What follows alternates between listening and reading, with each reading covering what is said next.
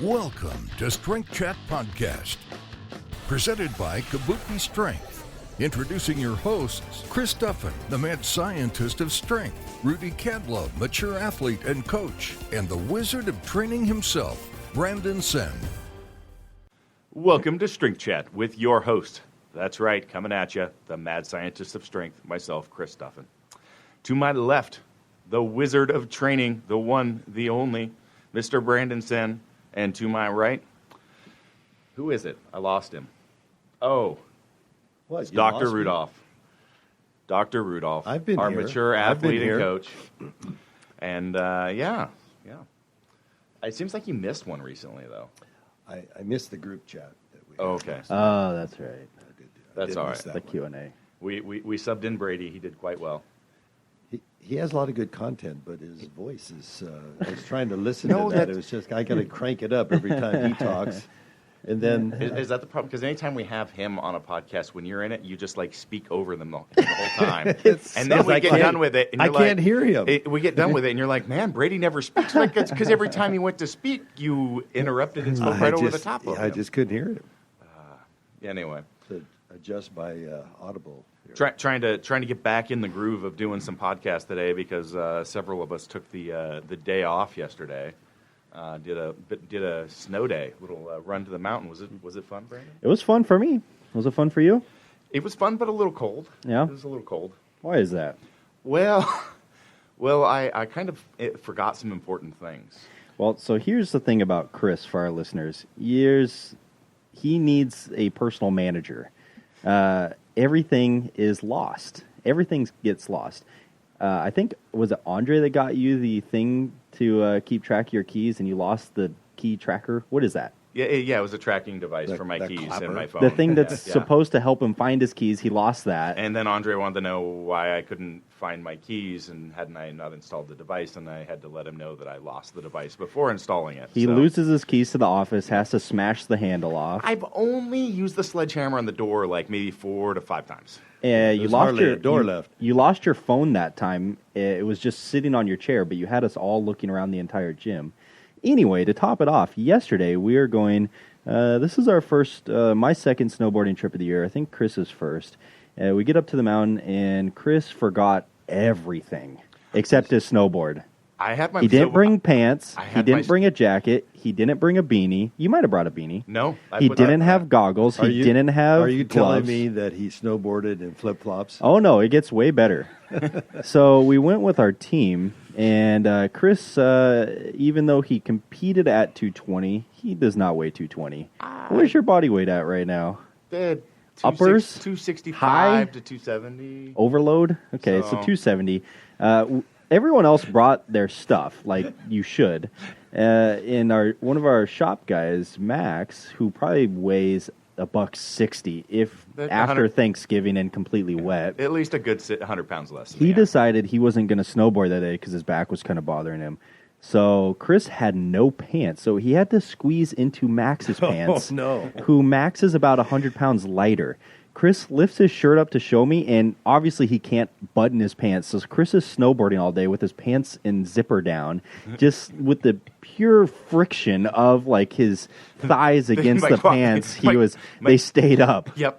Yeah, I had to give him my sweatshirt because he didn't have a jacket, so he would wear one sweatshirt, wait till it got completely soaked, put another one on, and then go back down. It is ludicrous. It was still fun, It was a lot of fun. but yes, I had. It's insane. You had one job. It's basically just get dressed. Bring that was your your job. I got home and my bag of all my stuff was sitting in the middle of the living room. Yeah, Yeah, I ready bet to it go. was. Right I'm where you surprised left it even got packed into a bag. I was all packed up, ready to go. My God. And I'm surprised you drove and someone else. Well, I guess you were riding with Andre, so Yeah. I don't think you want him to drive. No. Actually, I had Chris and Gina in the truck with me. Oh, they came up with you? Oh no, Max. Sorry, Max and Jesse. Came with me. Yeah. I had Max and Jesse. That was just yesterday. How do you not know? Now you know why he can't remember anything or forgets everything. There's so many instances. Do you remember of, what you had for breakfast? Yeah, You do? I What? do. What? What?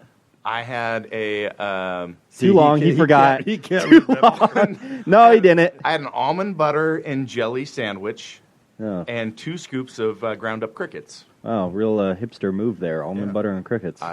That's right. It's got all the good stuff. You do realize we're not in a third world country. You don't have to eat crickets. Crickets are amazing. You know, we're going Cricket shakes, to be I'm telling hearing you. crickets from our audience if we don't Okay. move on here. So, All right. So really excited to have on Martin Bingisser today. So Martin is a renowned throws coach and also pretty good hammer throws athlete himself. He comes from it's his website's Hammer Media, but it's spelled HMMR, Hammer Media. And Martin is a 2-time NCAA All-American and also the Swiss national champion. So great level of performance on his part as a hammer throws athlete. And Martin has worked under Anatoly Bondarchuk. And for some reason, so maybe you can help me with this, Martin. I always get Anatoly's last name. For some time, I always think it's pronounced with a V, but it is Bondarchuk, not Bondarchuk.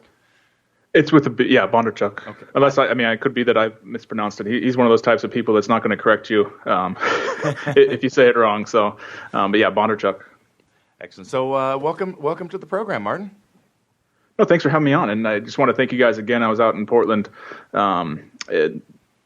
When was it? I guess all the way back in September. Ago, yeah. It feels like it's been closer, but back then. And thanks for letting me work out at your guys' place. It was a great setup you guys have there. I felt a bit intimidated because I'm nowhere near as strong as most of the people working out there, and compared to your past podcast guests too, I'm probably low on the leaderboard. But it's great hospitality and nice to meet you guys in person, even if briefly. yeah. Well, you're not unfamiliar with the Northwest, having gone to school in Seattle. Exactly. Yeah. So I love the Northwest. Try and get back there at least a couple times a year still. So I think a good place to start is right into some of your work with Dr. B. So around exercise classifications and their transfer to sport. Obviously, you've incorporated that in your hammer throwing, but how does that relate to other sport disciplines, and particularly how can it relate to peer strength training sports as well? Yeah, I mean, I don't have as much experience in the strength training sports, but I've been lucky to know a lot of people working in those areas, so I've been trying to make some parallels there and hopefully can make some connections today. But just to start off with Bondarchuk, I had the great opportunity when I was an athlete, starting when I was at UW up in Seattle. Bondarchuk moved to Canada about the same time I started there, and I got hooked up with him, went there for a training camp. And in the world of hammer throwing, I mean, you guys know his name. But in the world of hammer throwing, he's a god. I mean, he was an Olympic champion himself. He was world record holder. He coached the world record holder. He coached every medalist essentially from 1976 until 92, with the exception of the LA games they boycotted. So he, if you want to learn about hammer throwing, you start and end with him. And when I found out he moved up to British Columbia, and now he was 4 hours from Seattle driving. I was up in my car. First week he was there. And after the end of a training camp I did with him, he said, "Hey, well, if you really want to learn about this, I can write a training program for you." And I said, of course, that's not even a question. Yeah, I was going to say that. What kind of question is that? No, thank you. Yes. Exactly. So I started working with him long distance, moved up there for a couple years after I finished college, and then I'll continue to work with him remotely after I came over to here to Switzerland. So I had a great chance to learn from him. And I think what really sets him apart, and what I think probably a lot of people in the strength community, in the pure strength sports might think that he's not as applicable, is that, we aren't doing a ton of real heavy lifting for the throws. And that comes back to, why are we doing that? And it's not that he would advocate that for every single sport there is, but he advocates that for the throws just because, there's not as much transfer as people think. There's not as much, the strongest guy is not always the best shot putter, the best hammer thrower. And a lot of his research, he did, surveys on thousands of athletes when he was the national coach over in the Soviet Union. And, he would find, hey, we have world-class shot putters that have a 300, 350-pound bench. And then we have world-class shot putters with, a 600-pound bench. Or even Christian Cantwell is one of the top Americans. He did 630 raw on the bench without, he's not a training for powerlifting. So there are some real great numbers from throwers. But all without the strength numbers that are just as far. And so he's asking, okay, well, if this is the case, do we really need to be that strong? Should we be investing our time elsewhere? Because that's not always transferring over to the throw. So our approach to training, which is a bit unorthodox in the throws community, and it's starting to gain a lot more recognition now that he's been in North America, is, we'll focus more on speed, strength, on power, and on the different zones. But it all comes back to the question of what do you need to do to get good at your sport? And that's the conclusion he came to in one sport. But applying the same thought process and exercise classifications and things like that, you can come to a completely different conclusion for a different sport. Well, can you walk us through those, just to get a foundation before we get rolling with the rest of the podcast, those exercise classifications? Yeah, so he broke things down into 4 exercise categories. The line between them you can debate as something in one category or another, but the reason he has those is just to make it a bit simpler when you're planning training. You want something from each of the categories. You need to do general stuff. You need to do specific stuff. The balance might be more or less in different sports depending on what you're going to get out of that category. But he'll break it into 4 categories. The first is your sport, your competition exercise. So for you guys, that's bench, squat, deadlift. For me, that's throwing the hammer. And then the next category, what most people call special strength or specific strength, he calls special developmental exercises. And those are exercises where it's a part of the movement. So you break the movement up a little bit, but you're still using the same muscles. You're still using part of that movement. You're using the same energy systems. So you're just trying to break down that competition sport. So that might be, variations of a bench press. That might be, a half squat for you guys, or doing a hex bar deadlift instead of a standard deadlift, or a sumo deadlift, or these different variations where it's similar movement or part of the movement, but you're working it slightly differently. The next category is specific preparatory exercises, and those you're using the same muscles, but you're using different movement patterns. So for me, most of the standard weightlifting exercises for a hammer thrower are going to be in that category. The squats, clean, snatch. We're working our leg muscles. We're working a lot of the same muscles we use in the throw, but it looks nothing like the throw itself. And then the last category are general preparatory exercise, and that's basically everything else. So, you're either using different muscles that you wouldn't use, or you're using different energy systems. So, if I go for a mile run, I'm using my legs like I do in the hammer, but it's using a completely different energy system. So it's gonna be the furthest away from the sport. And looking at his data, at least in track and field, in general, the more specific you get, the more transfer there's going to be. So the special exercises are going to have a lot more transfer, and same thing with you guys. If you want to be good at benching, you need to bench. There's no way around that. Maybe you need to have some variety and add some special strength exercises to supplement that. Maybe you also need some more general exercises to build some robustness, build some injury prevention, things like that. Doing your warm-ups, all that type of stuff plays a role. But the heart of your program should be your sport. And that's what it comes back to. And I think that's why in track and field, he's a bit of a controversial figure, because in track and field over the decades, we've gotten towards the tendency of a lot of throwers spend more time in the weight room than they do throwing. And you need power to throw, obviously, but our implement's 16 pounds. It's not that heavy. It creates a lot of forces when we're going around, but we need to be throwers first and weightlifters second. So just trying to reprioritize what we're doing, and that starts at the top. We need to throw, and we need to throw a lot. Yeah, definitely. We've had a pretty similar level of feedback from other throwers that we've dealt with through the years around, putting 20 pounds on your bench doesn't mean that you're going to throw further. And have talked to a lot of throwers that out-throw people that are, significantly stronger than themselves, or than they are. And I think that's been a pretty consistent theme, at least in the circles that we've interacted with, as far as that. And their focus has been on that speed power development.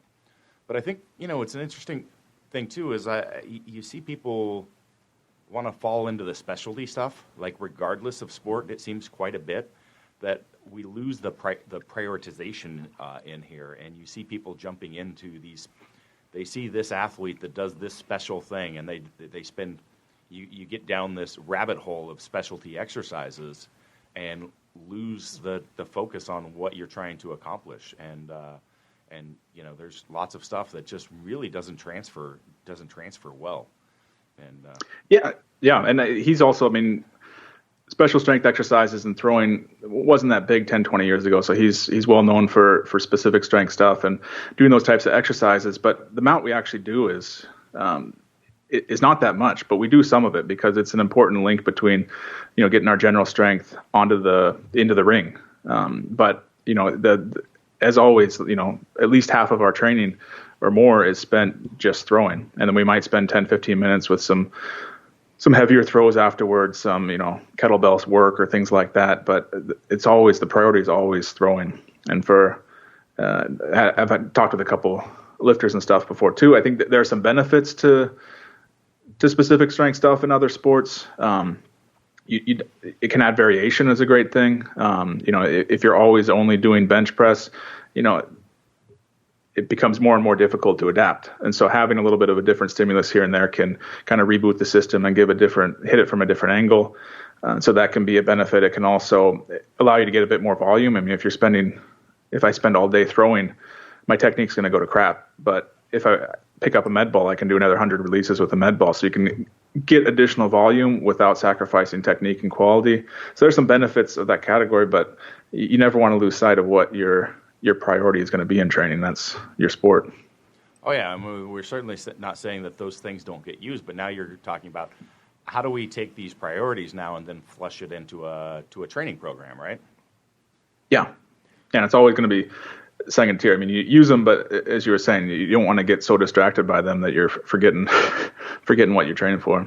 Yeah, it seems like the biggest place this is going to shine is in the training organization, especially in powerlifting. The biggest things that people are trying to control largely are intensity and volume, and now we're starting to see some scalability of variation, which this essentially is, in determining specific times of the year based on maybe how far away competition is or how important the next competition is.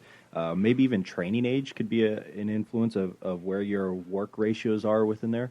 But how do you find that these four categories play out into the bigger picture? Are you spending more time in the bottom tiers if you're much further away from competition and then rolling it into a traditional periodization scheme, just kind of ramping up into more specific phases? Or is it more individualized to the person in terms of where their real weaknesses are or what have you? Yeah, it depends probably a bit on the sport, on the competition schedule, and how that's all going. I can say from Bondarchuk's written several books on periodization. He lays out, he basically says you can do it any way you want. You can do it sequentially, you can do it whatever. Here are the four exercise categories, and you can they're like cards you can play all around. So it's not that he says there's one way, but I will say in the throws, we typically train all the categories at once. And so a training session from the off season is not going to be that different from a training session in season. And the reason for that is, he really feels that if you need to train the qualities up together. If you get really strong and neglect throwing for a while, you might be really strong, but you step into the ring and it's going to take you a month before you get your technique back. And so it's always kind of, take a couple steps forward and a couple steps back. And a lot of times you don't ever make any progress with that type of approach.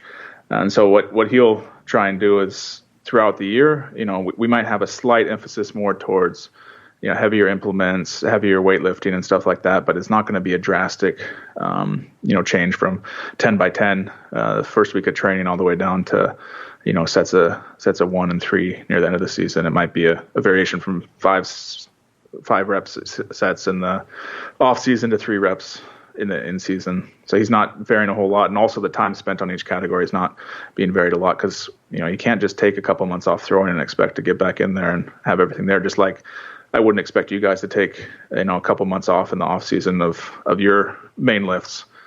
You might do variations or focus on a little bit differently, but you always need to be doing your sport. Yeah, you had a really, really great podcast with Mike T that really dove deep into periodization, and I don't know that it would be considered concurrent training, but I think one of the biggest things that people miss, at least in our realm of periodization, is the maintenance quality factor, and it's not all just phase potentiation. There has to be some either maintenance style loading or some type of stimulus to maintain the adaptations previously made in the previous blocks. What is there a specific name for that type of organization? So the methodology he's working with, and it's similar to what we were doing in the throw, is Bondarchuk will call complex periodization, and he calls it complex because we're doing all the categories at once. He has different versions called stage, where you're working through stages of the different exercises categories, moving from general to specific. You have the variation method, where every couple of weeks you're changing things, and so he's got a whole bunch of different methods. He calls that complex because you're doing everything at once. And we'll alternate that. We'll have kind of a period of development of sport form, he'll call it. It's basically just a training block. We'll have a set of exercises we'll do, and we'll repeat them over and over. And then once we reach a peak, we'll have kind of a maintenance. He'll call it a rest phase or a maintenance phase. It's for me, I tend to call it like more of a realization phase. You might back off a little bit for a couple of weeks. You're still training every single day. You're not resting, but you're doing kind of more higher speed stuff and giving the body a different stimulus during that period, so they can kind of realize the gains from the past period. And then after that, you get back into it. Now, when you were working with Bondarchuk currently, what kind of training metrics are you looking at to keep controls on this stuff? Do you guys use velocity at all, or are you tracking just traditional work ratios or things like that? He's pretty old school, so we had one metric we measured, and that was how far we threw. So we threw every day, and he'd get out the tape measure at the end of training. We'd mark our best throw. He would measure that and write it down. And at the end of the day, it's simple, but that's what we want to throw further. And it's a sport where you can max out every day. So we get that feedback every single day, and we chart it and see what our progress is like over time. If we try some exercises and they're not working, then we can start to infer, okay, maybe there's not transfer there. Maybe we need to try some new exercises. But we're always mixing and matching things in training, and then we get that daily feedback, seeing if we're throwing further or not. In my own training and with my athletes now, I played around with that a little bit more, just because it's a good measure, and that's the first thing I fall back on is how far we throw. But in the winter, if it's snowing outside with a heavy headwind, your results, you might be in the same exact shape as when it's 80 degrees out, but your results going to be different. Or maybe the athlete they're really fit, but they can't execute one part of the technique, and it's falling apart. So there's some times when you want a little bit more feedback to see how the athlete is reacting, because the results might be skewed for some reason, or the athlete might have an injury or something like that. So we will play around with velocity. We have pretty constant loading, or we don't do a lot of variation in loading throughout a block. So we can use that as a metric where we can see, okay, on a daily basis, if we're doing 70% in cleans, what's my speed throughout the block. We've done some kind of counter movement jump testing also, just to have a kind of a standard metric. But for us, it's real important. We want to have something that's really easy to gather. So if we're measuring velocity, we're measuring a counter movement jump. Velocity, we're already doing the lifts, so it's not any extra work. Counter movement jump, it probably isn't in our programming, but it's something that doesn't take a whole lot out of the athlete. So doing things like that can give us real easy feedback, and we want constant feedback because we want to be able to chart how it's working over the weeks, the months, the years. I definitely think there's a beauty in that simplicity where, there's our sport where we spend the most time, powerlifting. It's one of the most simplest sports there is. You just got to lift more weights in 3 very basic movements that are in the same plane of motion even. And there's no tactical planning or anything of that nature. And I think a lot of people in our realm do get, I don't even want to say mixed up in being like overly analytic. It's almost even the opposite, where it's so simplified to where if you go to ask, and I think this is a little bit of a tangent, but if you go to ask a good lifter on, in America, what they should do to get better, a lot of times it'll just be, oh, well, just get stronger, and a lot of times like, okay, yeah, that makes sense, but that doesn't help me at all. Like, thanks. Whereas I think in other areas or nations, it's more often sought to go seek the coach of that athlete to see, what do I have to do differently or what. But the answer could very well be the same. I don't know. But I do think there's definite beauty in that simplicity where, if the competition result is better, then training is working, and, why change anything? Yeah, I think Mike T, when we had him on my podcast, he said, we do something, we keep doing it until it stops working, and then we'll change it. And that's the simplest way I've heard Bondarchuk's training described, because he started to apply that to some of his powerlifters. And that's what it comes down to. You do something, once you stop adapting to it, once you stop getting any benefit out of it, try something different. But as long as it keeps working, keep going with it. And there's no need to change anything prematurely. Oftentimes I think we start to wonder, what else can I do? Should I be changing something? What is that guy doing on Instagram? If what you're doing is working, whether it's adding 5 pounds or 50 pounds, a gain is a gain. Like, go with it. Right. What works for me, not necessarily what works for everybody else. So, Martin, in your sport, your load remains the same from training session to training session, meet to meet. It's 16 pounds, right? Yep. So, in your training of the sport, again, you spend the highest percentage in that category, the first category. So, how do you measure improvement there, other than distance? Do you use velocity across the ring, or are you looking at spin rates? How are you measuring? Yeah, I mean, the main thing we're doing is measuring the distance of the throw, and the reason for that is one thing I'd love to get a look at is, what is the release velocity of the implement, because that's also a really key metric. For instance, you could have the end goal for us is to have the hammer going as fast as possible when it leaves our hands. But if your throw is a little bit flat, you could have achieved all your goals, but it's not going to go as far. So there are some other factors there that, if I'm getting the athlete moving the ball faster, I'm happy, even if it's not flying better, because eventually it will. So that would be nice to have. It's a bit more complex to measure. I mean, you can do it in a lab, or you can do it with some fancy equipment, but day to day, it's just not practical to get. And, as I said, the angle can affect our throw a little bit, but in the end, it's going to be a pretty 1% difference or something. So it's not going to be a huge impact on the results. So for us, we can fall back on how far we throw and have that be the best measure of what we're looking for.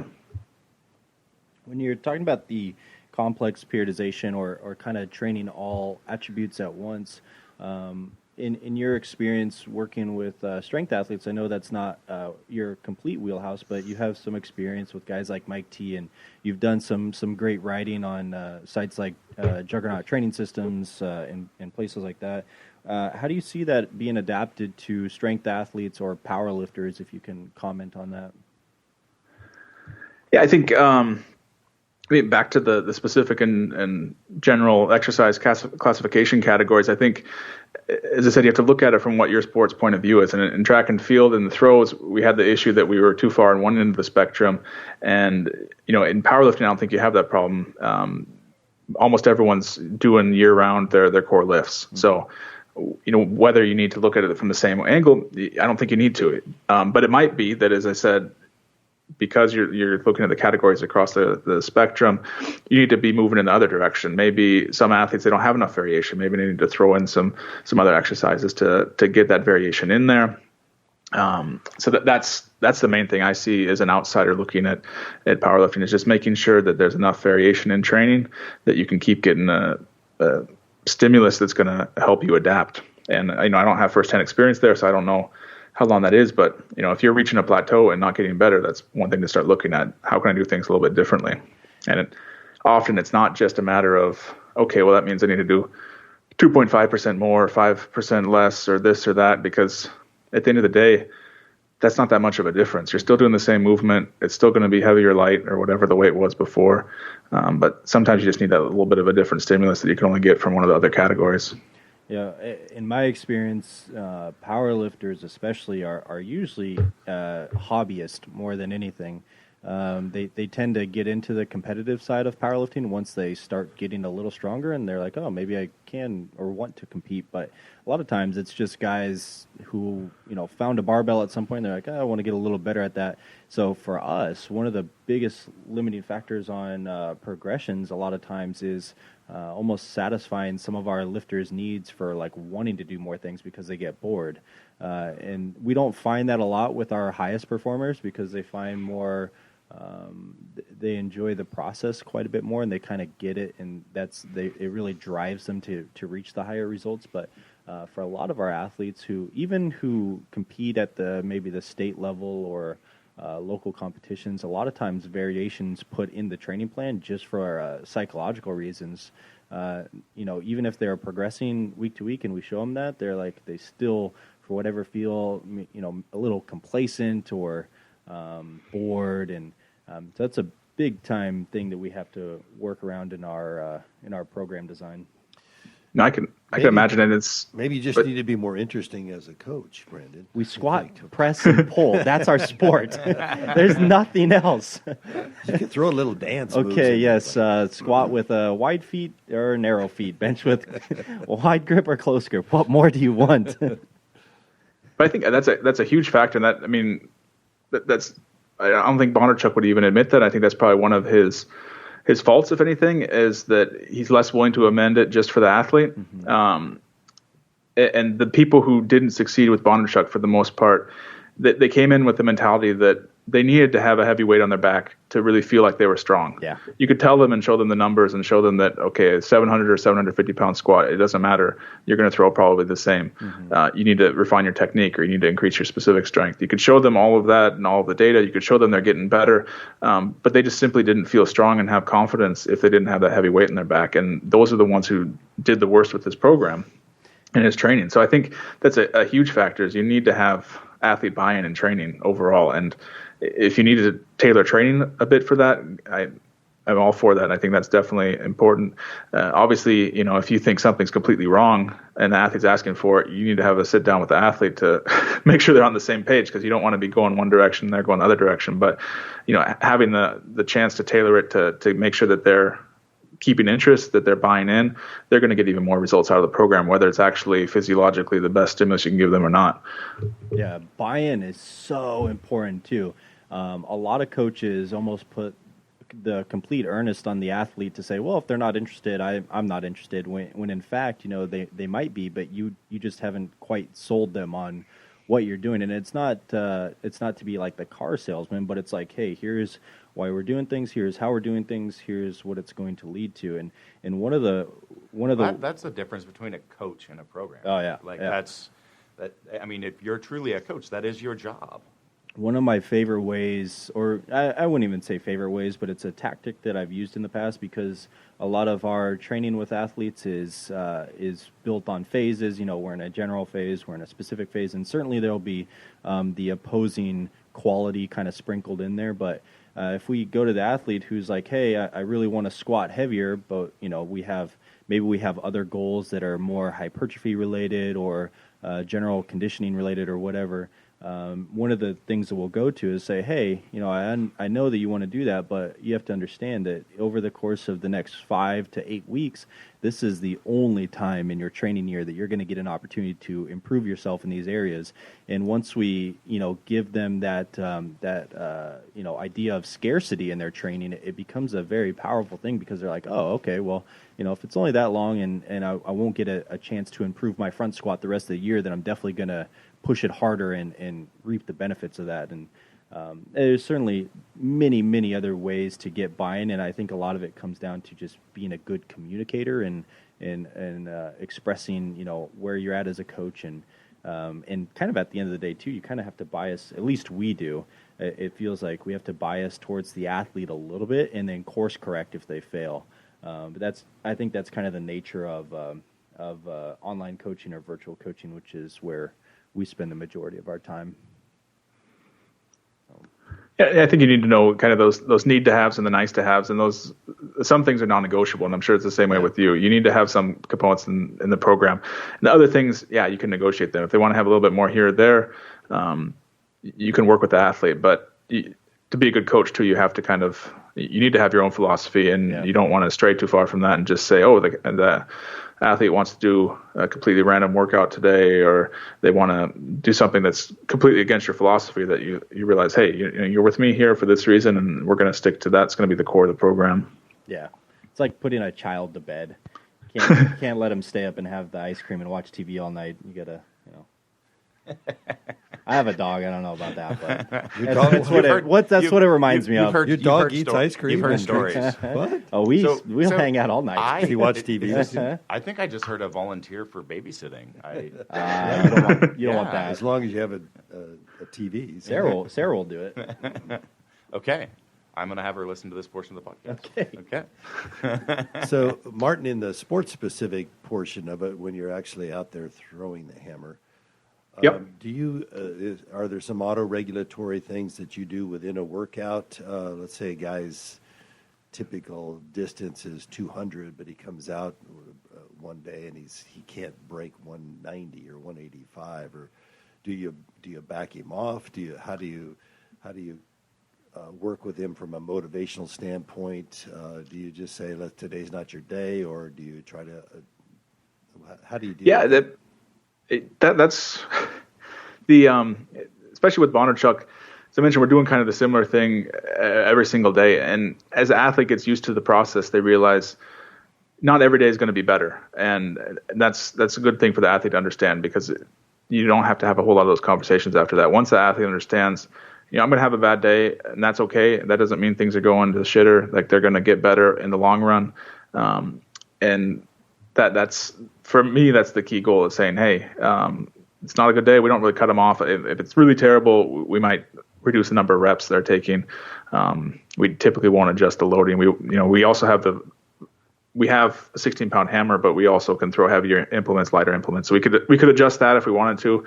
For me, I'll tend to say, if it looks so bad that to the point where you're really ingraining bad habits, I'll cut them off a little bit early. But if it's just the distance is down, or they're not feeling it that day, I'll have them go through it and just say, look, this is the process. Get your reps in. This is part of the plan. And if the plan is good, you're going to rebound out of it and reach, kind of that super compensation, that higher level. But it's important that the athletes kind of experience that bump up, so they know what's coming ahead of them. And that's one of the nice things. It might be a bit monotonous in training, because we're doing the similar or the same basic training most sessions, same exercises, same order. It can be a bit monotonous, but because it's more of a controlled environment, you get a better idea of, okay, well, how long am I taking to adapt to this? After 12 sessions, I hit terrible throws, but on the 18th session, I reach a peak. And once you start to do that over and over, and you kind of get to learn your body a bit better, as an athlete, it gives you a ton of confidence. And so it got to the point where, when I was training myself, I would know when I have a bad throwing day, and it was when my bad throwing days typically were in a phase, I'd get excited, because now I'm like, okay, everything's going to plan. I'm supposed to be throwing shit today, and I'm throwing terrible. So that means in a week, when I've got my competition, I'm going to be ready. So I think letting the athlete learn about how they're adapting, letting them kind of feel that and see, really feel what a peak is like and what the process is like.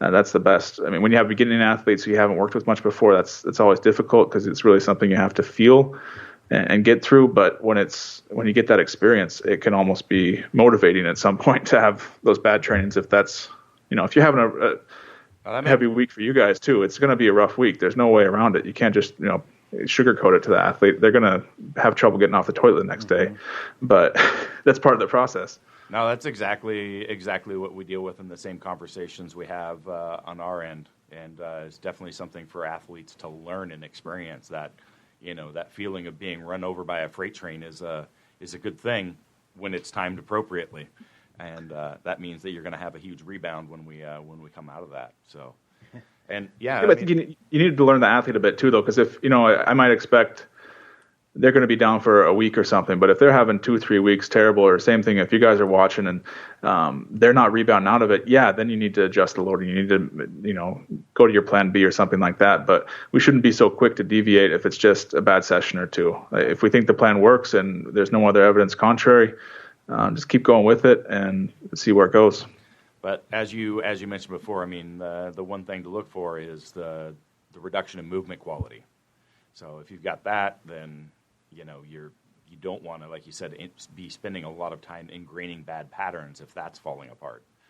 But outside of that, I mean, you can't just like say, oh, I'm not gonna train, because now you're gonna have a block of loading that isn't what you needed for loading, and I think for us too, like I typically won't cut off any of their weight room stuff too, because I'm not as worried about ingraining bad habits. We're typically going, as I said, in those middle intensity ranges where even if you're tired, you're not going to really ingrain bad habits or have a risk of injury. It's not like I'm forcing them to max out when they're just dead. So we'll keep that mostly the same. We might cut a few reps in the throws on the technical side, but that's about it. Yeah, the sport is pretty technical. I mean, the footwork, the body position, the hip position, I mean, all of that. Are you using film every day, or do you film every rep? How do you determine whether it's a bad strength day or just a bad technique day? I think, a lot of it you learn over time. Like for me as a coach, I use less film now than I did 10 years ago, just because I have a better eye for it. You watch thousands and thousands of reps and you can kind of see, okay, well, your balance is a little off here, or you're waiting a little bit too long there, and you can kind of gauge it there. For me, we do use video quite a bit, and all the technology and stuff makes that super easy now compared to 10, 20 years ago. But I'll use it mostly if something's not clicking with the athlete and what I'm saying is obviously not getting through, just to visualize and demonstrate, okay, this is exactly what I'm talking about. Or with athletes where it's something so small, I'm just not catching it with my eye. And especially with more experienced athletes, you're talking about changes in centimeters or something. If you've been doing something for 10 years, you can't just change your technique overnight. So it's always you're going on small gains and trying to find out here and there. So we will do more video there, not necessarily with the athlete, but also just for me, just to do comparisons that, okay, now to a month ago, are we making that progress we wanted to?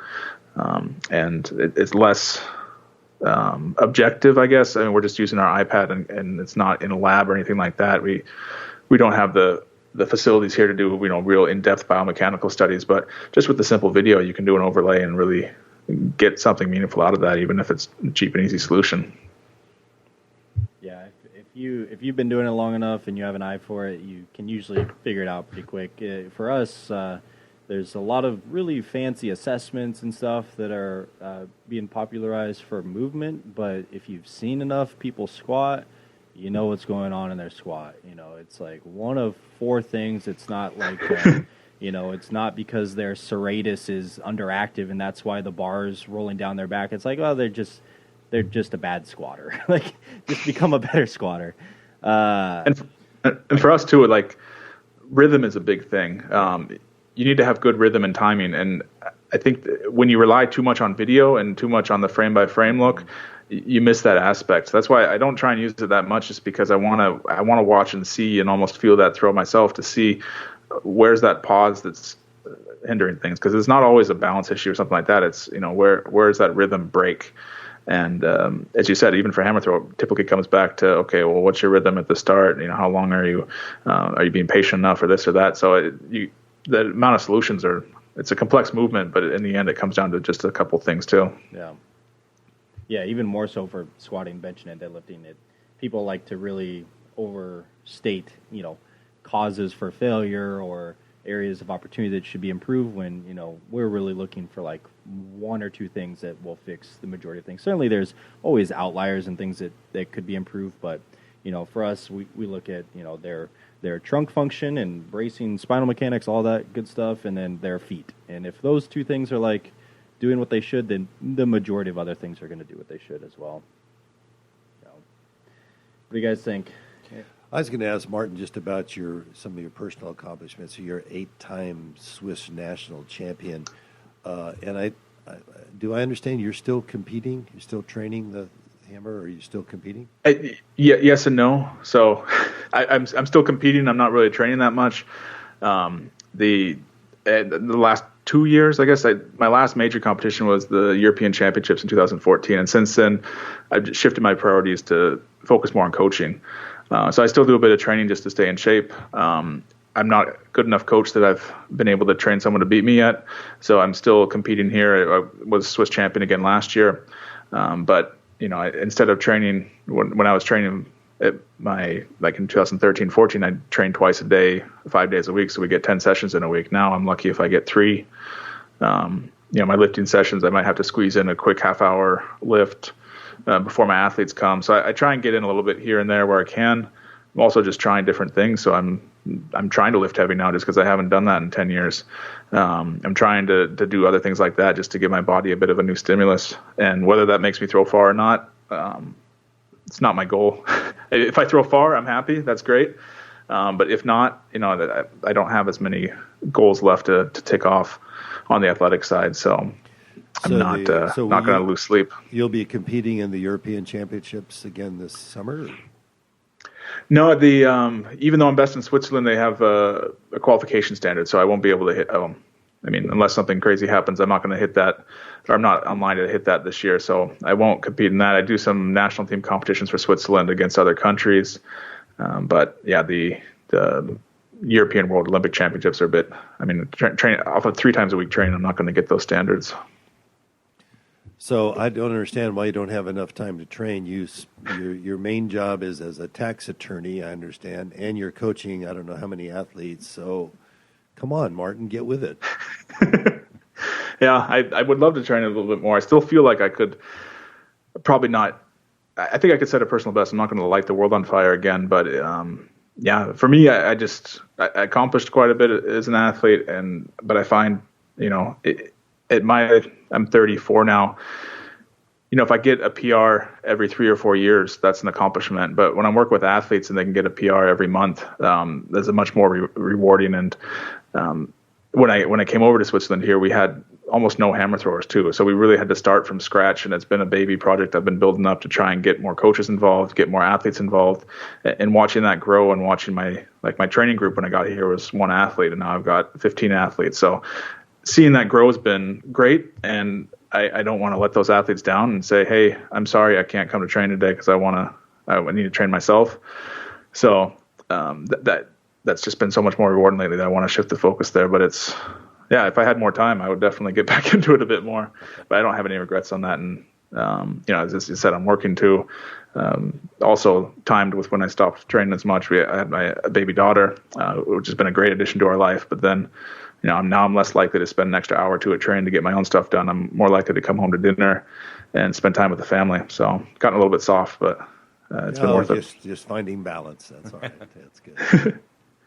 Yeah. All right. Well, Martin, it's been an absolute pleasure having you on podcast today. And I mentioned your website at the beginning of the podcast. But where else can people find you or materials about that you put out? Yeah, you can, as you said, the website, hmmrmedia.com. We're on social media on Instagram, Facebook, Twitter. It's not just me on the site. We got a dozen authors or so from strength conditioning and track and field. So it's a great resource, especially if you're into the athletic development performance side of, speed and power training. So check that out. And if you're coming from the lifting community too, I definitely recommend checking out the interview with Mike T. if you're interested in a bit more detail what he's doing to try and take some of these ideas to powerlifting.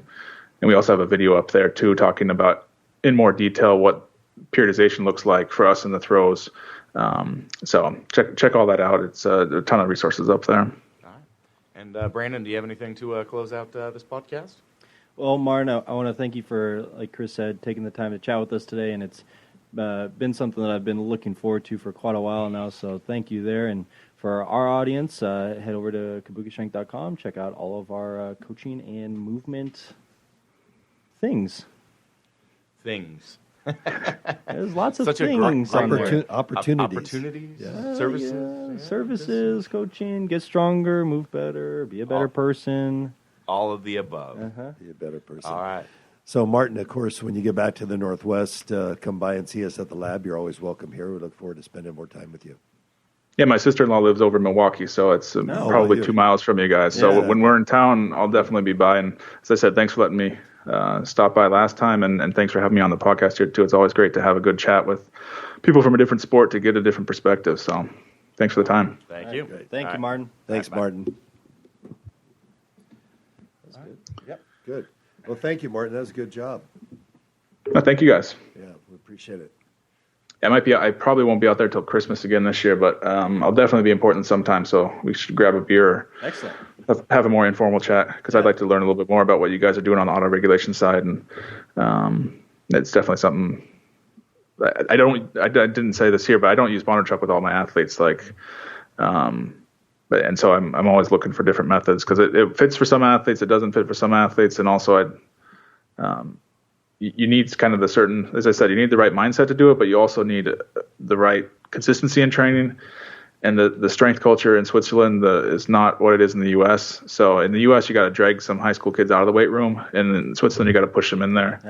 And got to get them off the ski hill, huh? Yeah. And if you don't have the consistency in training, it's not the best method. So I'm trying to learn about other methods and see what else I can be playing around with to see where we go. We'll have to have those conversations with you. Yeah. So, all right. Well, I think we're all done. Time to go get some food. Thanks for staying up and have fun with the family if they're not already in bed. So. The daughter is, but the wife's watching TV, so I'll probably catch a little bit here while we got some quiet time. All right. Thank you. Martin. Bye-bye. Bye.